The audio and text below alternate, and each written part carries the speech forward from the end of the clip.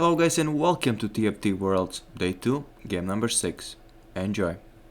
In the final lobby on Championship Sunday, let's hop on board with Latin America's Tech Summers. I have a question for both of you. In a game like this where you essentially need to get a first place, outside of the obvious answer, Underground into a huge cash out, what kind of comp are you guys trying to go for? 4 cost 3 stars every single game. All right, baby. Sure, Correct answer. I got you. His answer has not changed since day one. I'm a big fan of Rift Walkers and Jin right now. I think there's a reason why he has a top 3 win rate, but a bottom 4 or bottom top 4 win rate. I mean, among CS stats, the admin here is going to be HP stacking. Okay, and it's early, so it's on a LeBlanc. I wonder what he's going to do with that, though, because LeBlanc has been inconsistent carrier. We saw people play Hacker with it, did not succeed. We also just saw Enzo rely on a 3-star, and it did not actually work out. I feel like we've seen Tech Summers goes for Laser Corp Warwick very often today in the tournament, so maybe he's trying to build into that early scaling onto the Blitzcranks, use it until the late game, and maybe go for a very simple Laser Corp composition. Could it be Jax? We saw you mention some Jax in day one. Surely not in the game 6 of a World Championship. Not for a first place, not from a spot where you don't have Jax, not from a spot where you don't have I mean, it's not a bad strat. All you need is a Jax 3-star by stage 3-1, then you have a small chance. This is the hill you want to die on, Jax? He did say on 3-1. I kind of agree with him on that one. I'm a big Jax fan myself, but that comp does not win lobbies. It is good for tempo, though, so I can agree there. Here we go on the 2-1 augment. Is it going to be a hero augment to wrap things up? No, a silver, so we're starting off kind of slow here. Saw an Ashe 2 upgrade in the shop there for Tex, potentially a second wind, and it looks like it is Blitz 2 as well. Is this the start you need to have a good laser core game, especially with the HP stacking? I actually saw multiplayer being offered Pandora's Bench. Now, this is the last game of this lobby. This is the last game for finals, and they all need to get first. So maybe players are willing to go for that Pandora's Bench to get a 4-cost 3-star. Yeah, yes or no? That is Lilo, though. He's not in the running, but he can play the spoilers. You can see his points right just above Hayden. What does Replay want to go for? Just Celestial Blessing, keeping it very safe. Is he going to Lulu reroll? He does have a Lulu too, and he's positioning as if he's going to lean into it. We did see Dobbs is on consistency, maybe trying to go for a massive lose streak into a 3-5 roll down. Hopefully finds Underground if that is his strategy. Okay, we're finding Jing. Jing picked item grab back. That became a Sunfire Caves, and then he put in the Gadgetines onto the board, which became another Sunfire Caves. 2 Sunfires, baby. Your perfect items at this point in the game. That's right. Bebe's favorite item in the game is Sunfire. His second favorite is Gadgeting Sunfire. Yeah, woo! Look at the happiness radiating from this guy. Let's go, fellow solo ladder warrior. You have a Nyla and a Fiora on the bench, a GP in the shop. Could this be any inclination towards a duelist star? I don't think it's the case, although he does have the open rod for a locket. Yeah, from Gink's position, I think at this point, he's just going to probably stick to his gun, just play for tempo. It's just not been Gink's tournament. 11 rounds, 38 points. It just generally has not been going smooth, but his consistency appearing in championships nonetheless should be commended. It's just hard enough to get here. Not even just 3 times, but even 1 time is hard. He's here 3 times. Only 4 players in the world have done it at this point. Obviously, Juanmi has 4, but joining the likes of VCLF, who's also fighting maybe for a chance to make it to the top 8, and of course, Double 61 isn't here for this tournament. Almost made it, fell in 10th in the EMEA finals, but a historic list of names to join. Yeah, so he should at least be proud of getting this far, although I'm sure he is not happy about his performance, especially the past couple days. Taking a look at Lilo also in that same bow, we were really hyped to see another world champion potentially go for 2 titles. Not able to get it done, but that's kind of been the symptom of China in general. It just does not seem like they have that insane meta read that everyone was really expecting them to have. But I do like the fact that Lilo is still not giving him up. He's still considering a way that he can get first place, and he does make the Archangels. Exactly what carry are we looking for here? Are we going to go for Nico? Are we going to go for Aesol? Are we going to go for a different AP, like a carry composition? Yeah, I think we're going to find out later, as Pandora's Bench is quite open-ended. It has such terrible stats. If you're a data head, you look at Pandora's Bench. It's always one of those augments you hear so many people talk about how good it is, but the stats and data are so bad. Oh, you got to be skilled for it to be good. That's what's missing in my game. Skill in this game, I see. Tell me more. Looking at Dobbs, 2 losses in, wants to get that consistency as well. Tech Summers still very healthy with that laser core start that he had. One of the players we'll be watching out for in terms of the late game, trying to fight for that first. Michael as well, who just unfortunately lost to Liluo. Yeah, Leiloa kind of has an interesting mishmash of units, but that 2-star laser core is going to be still strong to fight for tempo. Does not end up queuing into another win streaker going against Hayden, who has been taking a lot of sure shot starts, and sure shot starts are a little bit on the riskier side, but for silver it's not that big of a deal because it does give you that silver and the power level is much lower. Can't really overwhelm you because the problem with sure shot is it makes your backline so much stronger, but early game is often dictated by your front line. Now, I know it does look a bit silly when a player goes for sure shots into static shift, but do not worry, guys. There is a unit called Morgana. We can put the static shift onto Morgana for the armor reduction, so it's just perfectly fine. And it's good because Sivir is also his best item holder, so I think Hayden is, at least according to his line, playing it as best as he can. Problem there was the only upgrade he had on his board was a Blitz, and the Blitz has no tank items whatsoever, so the front line melted just too quickly. Some key 3-cost units on this carousel. A Vayne with a Death Blade already on her. I mean, there's not much better if you want a fast and good carry to carry you through this stage 2. Yeah, and so let's see what people end up taking as well. It's all offensive. Yeah, Gunblades, Last Whispers, RFCs. I mean, the Vayne is actually really impactful because that is one of the best build-ups for Jhin, and I do know a very famous and handsome NA caster that keeps saying, Deathblade is very good on Jhin, yes! Yeah, Mortdog is good looking, I agree. Namzi, also a player trying to fight for that first place spot to try and jump in that top 8 by the end of this day. 2 currently looks like he's trying to play for a Lulu board. He's not going to risk his life on Lulu, is he? Would you risk? I mean, that face looks pretty determined. On Lulu here? I actually think that I would if it's if I had to reroll. If I had to reroll, I think it's Lulu, isn't it? Is it not? He has a blue buff, he has a JG, he has the start of a tank itemization for the Pantheon, but maybe he feels this is his best attempt at getting a first place. I mean, I think it's still better to consider other options, maybe Sona instead for the hero augment potential, because no one is going for 1-cost reroll in this lobby. Tech Summers in the Latam finals. When he ended up 2nd place, qualified to Worlds, the first thing he tweeted was, Vayne carried me throughout the entirety of this playoffs. Once again in his comfort zone, playing that Vayne as an AD item carrier until he finds that Warwick later in the game. Look how happy he is. He's happy for now, but maybe not happy to see 3 people streaking in this lobby. So wow, who Tex matches up against, Ging or Leiloa? And the scary thing is, neither of these players have much to lose. They can't make it to the running for the top 8, but they can totally spoil it for him. Look, baby, 2 Lulus now. Are you happy? Wow. Thank you. That's the excitement I need to hear. 22% of the way there. Every Brick round, by he'll brick. find 1 more Lulu. I think that'll work out with the timings. In the meantime, though, I want to really figure out if Tech Summer can keep his streak. Who's he going to queue up against? Either the Win Streakers or perhaps blessed with the Hayden matchup. And it is Hayden who is losing, but Hayden doesn't exactly have a weak board either. I'm pretty sure Tech should be able to handle this, though. I feel the Vayne would be a big difference. The Blitzcranks does have the extra HP from Madness, and if the second win procs right here onto the Blitzcranks, Just slam the belt as well to buy some more time. That's a big deal. Right, this could be a problem, but I think it should be enough. The Vayne damage is so big.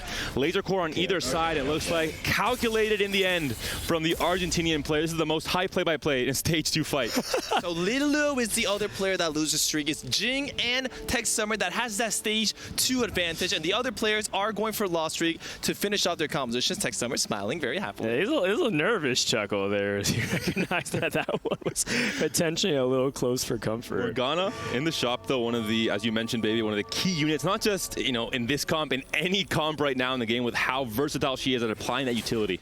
Okay, now the game is not over yet for all these players. Now the players need to decide, what is the next summon going to be? Is it going to be 2-3 cost hero augment, or do I need to wait for a 4-5 cost hero augment, which will be very important inside the placements in the game. Wait a second, do we Surely lose? we're fine. No, he slams the items. No way! Please save us. Okay, I think we're good. Pick that up! Is he gonna make some fires? Nah, he's Nah, he's fine. good. Oh, he made it! There's no way you lose. Oh, he did. He made Sunfire. Lulu, be careful. Oh no! Wait.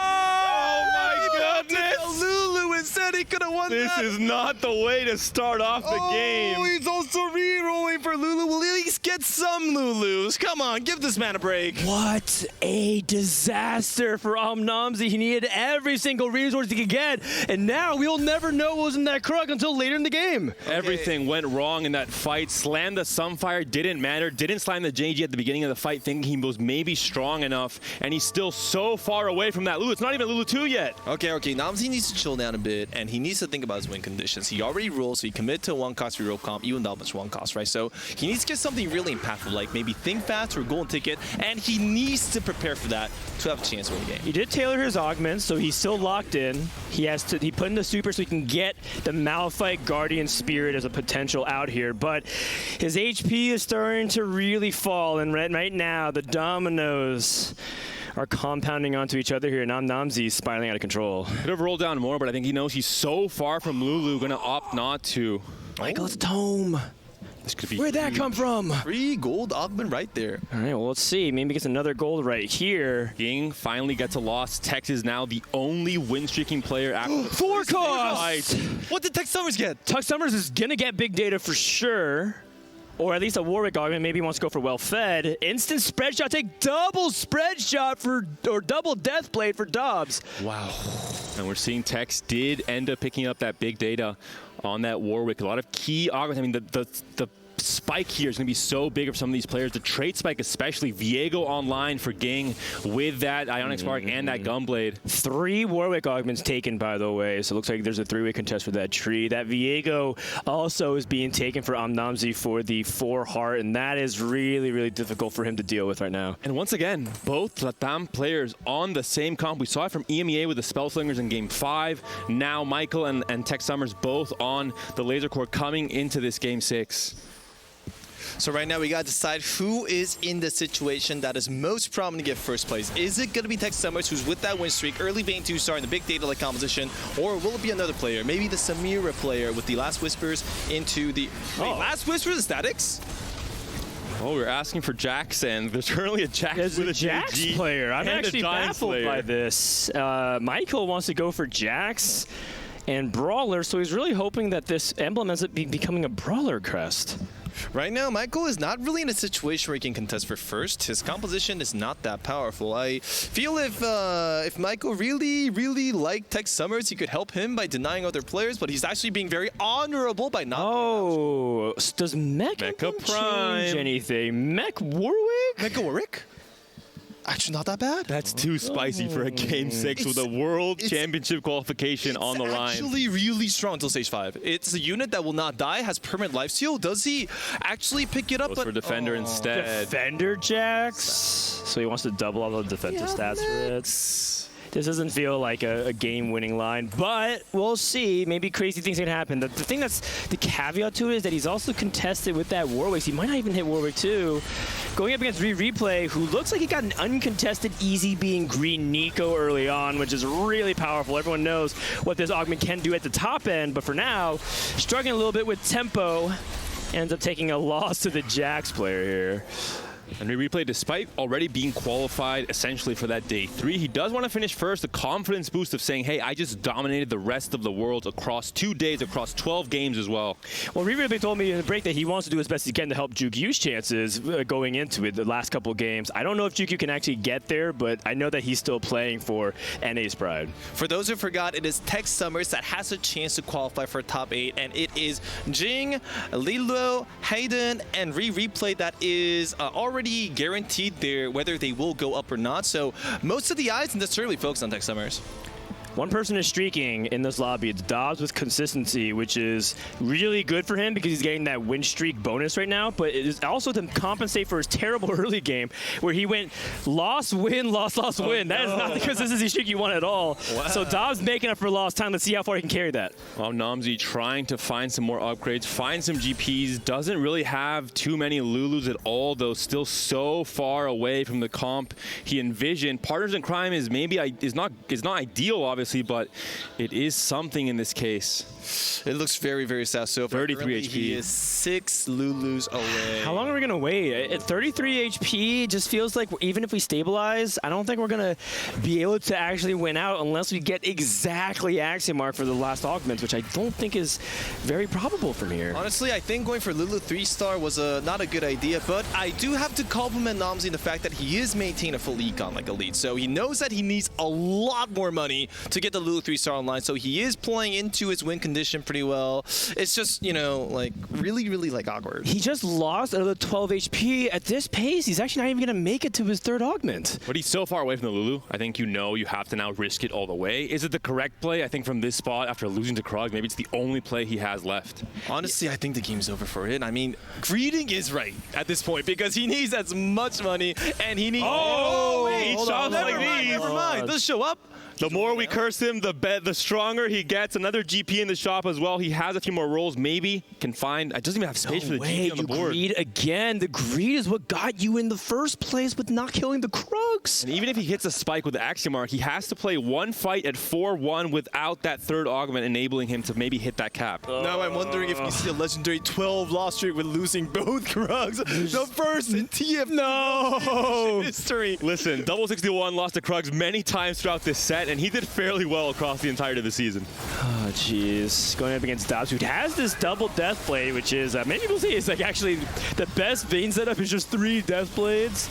That's kind of said jokingly. Not really much of a joke here. He's actually putting out a lot of damage. Can he finish off stage 3 with the win streak? Going up against the Aatrox, the Aatrox is closing in, and I don't think that Dobbs is going to be able to get it done. So unfortunately, that consistent streak comes to an end. Now, Deathblade is a really powerful itemization onto the Vayne. However, he doesn't have that crit amplifier yet. You do need Infinity Edge or an item as such to make sure that Vayne ultimate like a crits. So let's even get that online. Oh, now we're running into bench space issues you don't want to see. Is finally the GP frees up so much slots.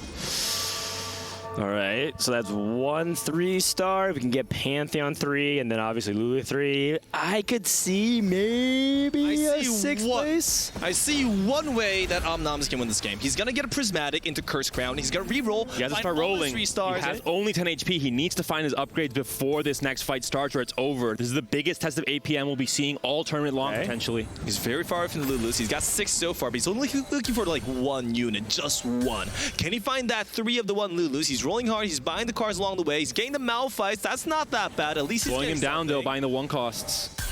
He's still so far. 3 more Lulus to go. Has the GP on the bench still. Looks like he's finding Malphites, but can't find the Lulus. Tex Summers is dancing.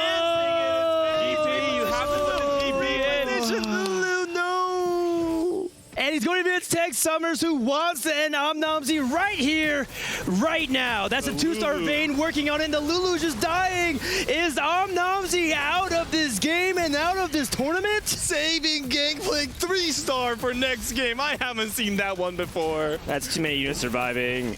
Omnamsi is dead, and with that, his hope of making the final lobby. But hey, he put it all on the line. He made it pretty far, and SEA put quite a threat behind Omnamsi. YBY's got to carry on his spirit. It is a Prismatic for the rest of the players. We got to focus on what's going on in the rest of the lobby. Think fast for replay, top left. Tex Summers also looking at his options, has 1 reroll left. And then we're going to see whether or not we can hit this Twisted Fate 2-star. We ideally want 2-star everything on our board, and if you can find extra credit. Goes Echo as well. Another Echo, skips over it. Okay. So we're pretty much there. What are we missing at this point? Fiora? Another Echo, gets skipped over again. We're missing the Oxforce units for sure. That would be a Fiora, but the most important thing is to buy as much forecast as possible so that he has a chance to get like the forecast like 3 stars of finish. Now, even if he doesn't get the forecast 3-star now, never punish. A lot of econ. Nice Echo. Never punish. Come on, man. Skipped over 2 Echoes, but in the end finds the Echo anyway. This is a player that all he really needs is maybe a 4th, a 5th, a 3rd to guarantee that first place spot, depending on what Setsuko can do in these last games as well. And now I'm wondering, what was the pickup for Tex Summers? It looks like he rolled and he found a Laser Core Soul.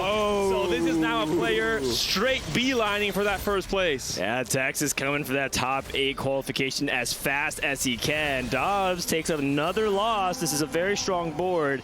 And by the way, Replay was also collecting additional forecasts in the form of Twisted Fate and Nico, because I think he recognized he's not contested. And the more people are pulling out the Warwicks and the other units that go associated with those those trees, the more opportunity he gets to hit those 3-star units. This is something that Tech Summers actually has to use to his advantage. The opponents are taking away the Echoes, the opponents are taking away the Nikos, so I'm going to use that to find my Warwick 3-star to contest it when they find their 4-cost 3-star. So this is very likely to be that battle. It's just hard to find because there's 3 people who took Warwick augments. You have Michael and Lee Lua who also does that, and Lee Lua might be doing the same thing with Pandora's Bench, so we'll see.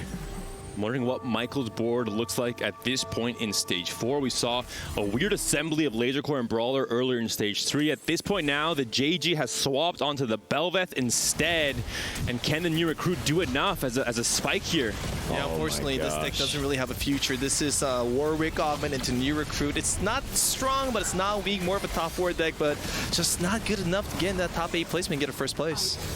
Yeah, and you know, Ging has a lot of utility, but it just does not look like he has a lot of tempo. That Radiant Shroud is not strong enough. But he does have a lot of goals, so he's aiming for a really strong 4-5. As a player that was contesting him on Laser Core line, Tex is in a really good position now to maybe end up among the top 3 spots. He has 53 points. Maybe he doesn't actually need a first place. This is a player that was at the last World Championship, finished 16th, and starting set 8. He didn't think, I want to qualify again. He thought, I want to qualify again and make it to the top 8 this time around. And he's in a position to do so. In a position to do so, but to check in on the state of his economy, as he did lose his streak right before this round. Most people have a lot of components slammed, so let's see if, for example, does Ezreal swings anything for Dobbs? I don't think so, because Dobbs was playing Vayne and Duelist. I don't know what he wants to do with that tier.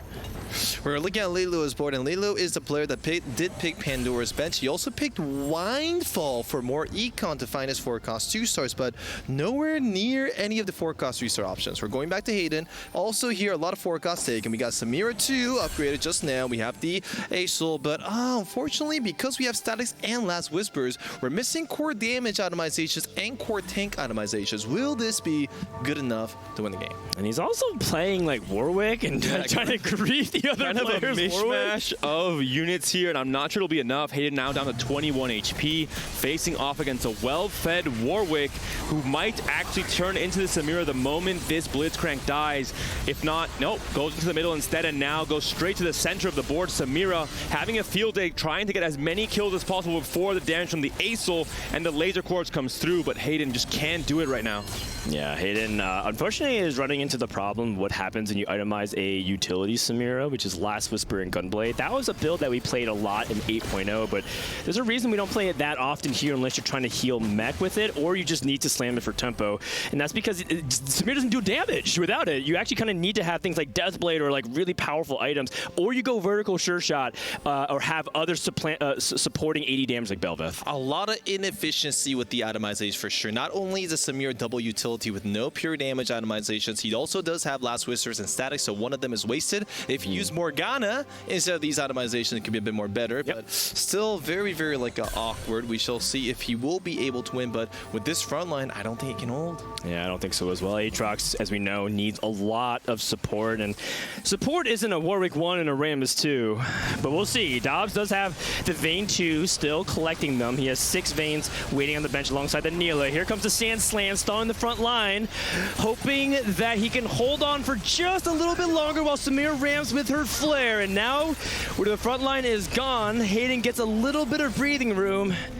The Radiant Relics and the Radiant Hodge not quite good enough to win that fight for Dobbs. He does have consistency, has lost a few fights in a row, so potentially it is a good thing for now, getting him some extra gold, but still so far away from the Vayne, and we're seeing there only at a 20 gold threshold right now. I mean, the sad thing about Dobbs is that he does not have crit potential. So since he does not have crit potential, that Vayne will not be able to utilize his full potential. He does need to out-upgrade, which could be possible with consistency, but let's see if he will find all the upgrades that maybe could raise him a few more placements.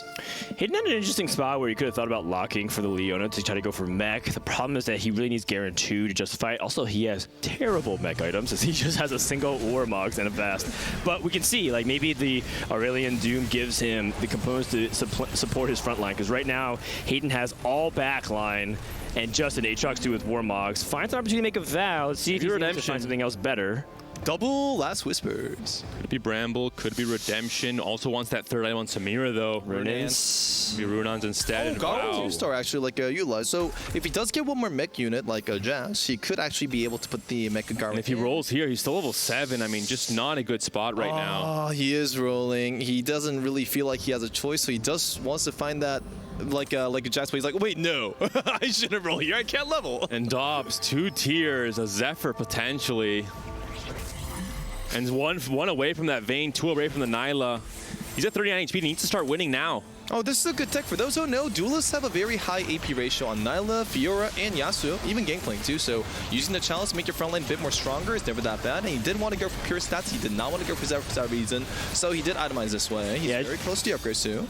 The problem is that just he has a lot of like nice things, but nothing like really strong. Everything's like okay / solid, but nothing crazy powerful. And remember, we're at a prismatic level of power for tempo. He needs to roll now. I don't think he has a choice. I mean, he's losing so much HP. He's down to 25 HP at this point in time. What's he waiting for? And he's so close to his upgrades. Actually, there's 2 ways to look at this. I mean, duelist is just like a top 4 composition anyway, so you might actually need as much econ as possible to like maybe start everything, or maybe just all in here.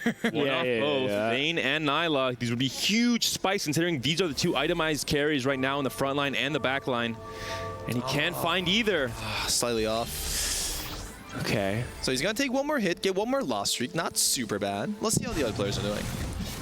Okay, so we're hopping back on with Hayden, who's going up against Michael. This Belveth is still pretty intimidating, not to mention that Michael's still stuck on Warwick 1, so that's not that big of a threat. Belveth's working the back line, no follow-up cast from the Aurelion Stone. That's half the damage for Hayden.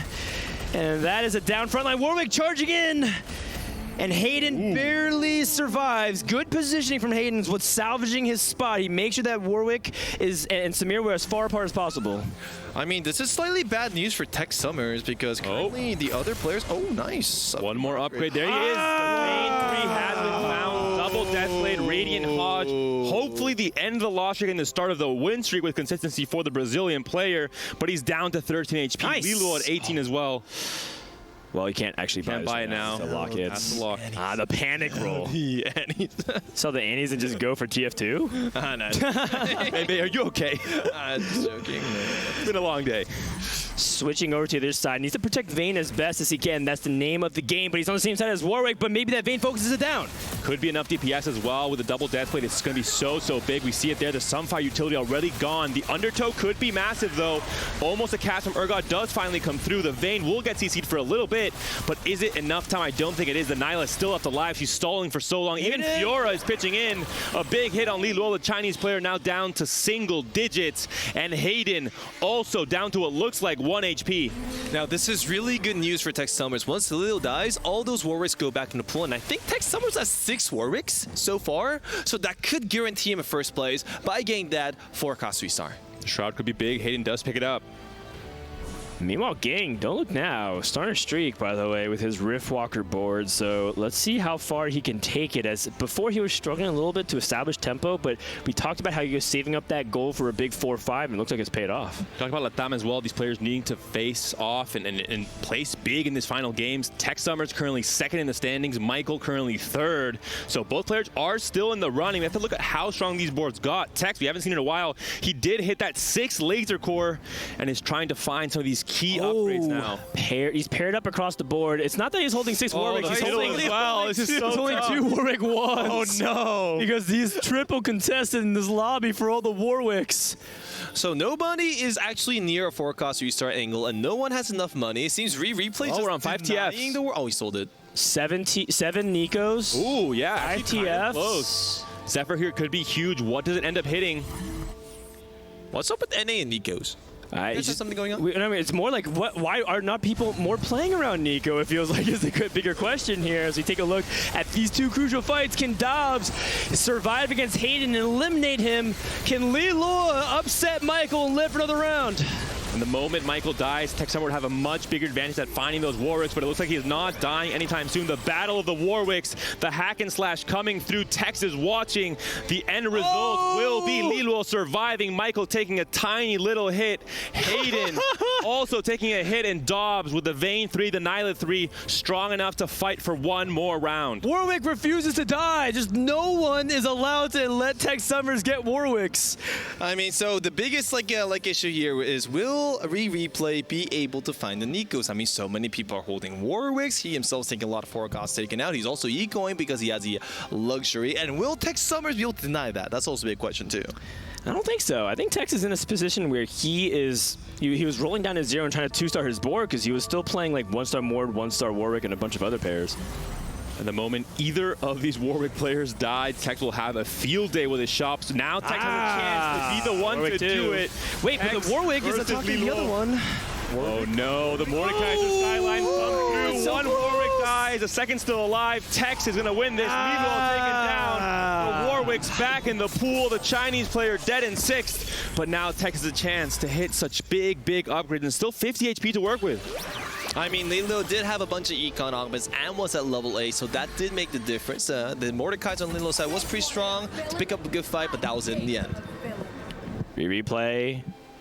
Kind of falling a lot in the HP so far in this stage. Still looking to see if he can hit that Nico 3, but more importantly, now that the other players are kind of set in stone here, pay attention to Dobbs, pay attention to Tech Summers, and whether or not Michael can bring us up out of this deficit. I'm pretty sure Michael might be out of this. So it comes down to whether or not Tex or Dobbs can fight for the last points. Now, Replay actually needs to start investing now. The players are dying, means more forecasts are going back in the pool, and once the players die off, the other players start looking around to see if there's anything they want to deny. So before he gets denied, before the forecast like they get taken down, he should try to roll for the forecast restart. All right, we're trying to go for it. Has a chance now to do it. Could be playing spoiler. Anyone that faces him now, if he hits the Nico 3, could be in big trouble. Even Michael, who's at 9 HP right now, but it looks like the upgrade is not coming through just yet. A few more rolls, and no Nikos found. Still 2 away. And that's okay, you know, Replay already got there. They're there, Replay. He still has 22 HP, so he could theoretically like win one. It seems Replay needs to ask Sasuko for Riz lessons. Yeah, exactly. He needs to Riz up that Nico. Triple locket from Dobbs with Vayne 3. Is this going to be good enough? Vayne's on the opposite side of the carries, though, giving time for the ramp up. And maybe that special can start working his way across the front line. Nila's yet to cast, get the Apotheosis to heal a bunch of the units. A lot of healing coming through, and I think this is the end for Michael. A job well done to get this far, but your run ends here. And another thing to know is that Tech Summer is actually on a +4 win streak, and Dobbs at the bottom is actually looking pretty strong. It means that Gings and Replay will go down because these two are the strongest players in this current lobby. Will Tex be able to secure that first, or will he fall down to the Zulus player? And what a battle in the end. Latam versus Brazil. A classic battle in TFT, a classic battle in South America, in esports and in sports as well. Both players trying to fight for potentially one of the last spots in that top 8. Yeah, we'll have to find out as we have a matchup between either Ging or Tech Summers and see if Dobbs can fight for his livelihood. He's going up against Tech Summers.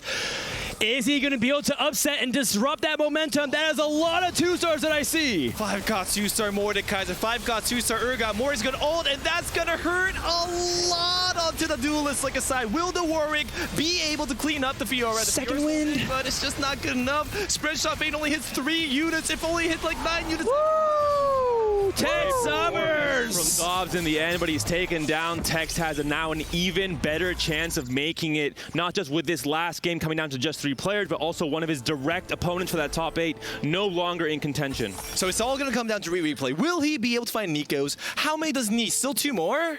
He still needs 2 more, and I don't think he's going to live long enough to see it because he is queued up into Tech Summers, who looks like he is just snowballing out of control. One more Nico. If somehow, miraculously, he wins against Tex. He's selling his board. He's trying to find it. Faster. He's got to sell the units that he needs. He's got to sell the front line first, and then maybe he can find it. But Replay is going to be out. Too weak now. doesn't find the upgrade, doesn't find the Nico. 3 has a lot of Nicos, but little else going on. The Zephyr doesn't come in. It comes in too late. Up against Tex, the direct matchup as well, and just going to be easy pickings for this Warwick, for the Orga, for the Mordekaiser as well. Tex takes down one more player. EMEA versus Latam now for the final fight of this Game 6. Now it all depends on Jing. Is Jing actually going to deny Tex Summers that first, which could deny his like a qualifications top 8 or not? We do have to check the board. He did lose the clone. Let's see. Another Mordekaiser, I think already. The Mordekaiser 2 has been found by Tex, not necessary right now. I'm going to go for maybe just a glove component instead, potentially. Chalice. Yeah, the cute cone. Chalice is particularly really good with the Mordekaiser, so you can get the snipes in. Let's see if this makes a difference. No 5 cost 2 stars on Jing's side. He does Have the Radiant Shroud and the Zephyr on the same unit. Okay. And Game's done a good job to get to this top 2, but can he do what he was not able to do in the EMEA Regional Finals and post a dub onto the board? Because Ging qualified by posting it an amazing amount of consistent seconds and thirds, but didn't actually win a game. Trying to fight for his pride as well, trying to do better than just 38 points.